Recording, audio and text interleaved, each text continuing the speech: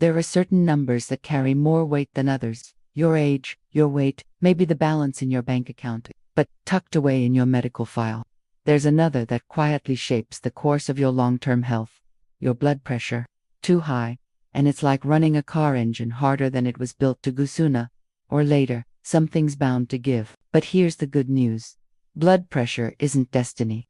It's a number that can be coaxed downward, often with changes that are surprisingly simple at least in theory.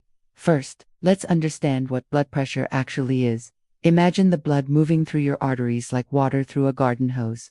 If you squeeze the end of the hose, the pressure inside builds up. In your body, that squeezing can come from stress, excess weight, salty food, lack of physical activity, or just a lifetime of habits. The complications of high blood pressure, heart attacks, strokes, kidney damage are serious. But the steps to lower your blood pressure are often the same lifestyle changes that make you feel better day to day, not just years down the line. So, how do you lower blood pressure?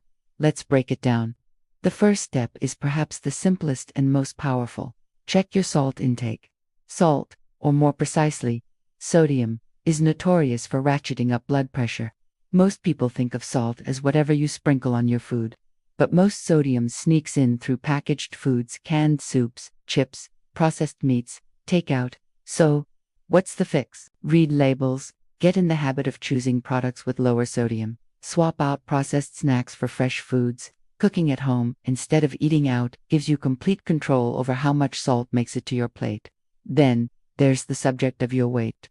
Carrying extra pounds is one of the biggest culprits in high blood pressure. Even a modest loss of 5 to 10% of your weight can have a noticeable impact. But forget about crash diets or deprivation. Focus on gradual changes, smaller portions, more vegetables and fruit, less sugar-sweetened drinks. Weight loss isn't about punishing your body, but learning to nourish it. Next up, get moving. Regular physical activity helps make the heart stronger and more efficient at pumping blood, which lowers the pressure inside your arteries. The magic number: aim for about 150 minutes a week of moderate aerobic activity. Think brisk walking, swimming, cycling. That's just half an hour a day, 5 days a week. It doesn't have to be a gym membership, just enough to get your heart beating a little faster and your breathing a little heavier. But exercise isn't the only lifestyle shift that matters. Smoking and excessive alcohol create a perfect storm for high blood pressure. If you smoke, every cigarette temporarily spikes your blood pressure, and the long-term effects only add up. Quitting is hard, but it pays off almost immediately for your health. As for alcohol, keep it moderate. A glass of wine here and there is fine, but regular excess can undo all your other good habits. Now, take a look at what you're eating. The DASH diet, short for dietary approaches to stop hypertension, is a well-studied approach. It's heavy on fruits, vegetables, whole grains, lean proteins, nuts, and low-fat dairy. It's light on red meat, sugar, and saturated fats. Simple substitutions: swap white bread for whole grain, chips for a banana, soda for water.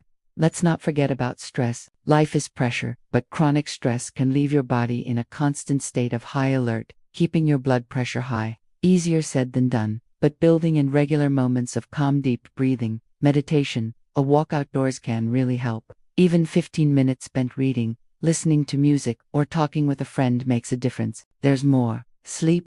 Poor sleep affects hormones and systems throughout your body, including your blood pressure. Aim for 7 to 9 hours of quality sleep. That starts by keeping a regular schedule, turning off screens an hour before bed, and keeping your sleeping environment cool and dark. Don't forget to check your blood pressure regularly. Home monitors are widely available, and knowing your numbers helps. You see what's working and what isn't. Bring those numbers to your healthcare provider, your partner, in mapping out a plan. Sometimes, even with all these changes, medication is needed. There's no shame in that. Think of it as another tool, alongside lifestyle changes, not a replacement for them. So, in summary, less salt, more real food, move a little more, rest a little better, manage your stress, and don't be afraid to ask for help when you need it. A lower blood pressure isn't just a goal, it's a path to feeling better, living longer, and staying in control of your health.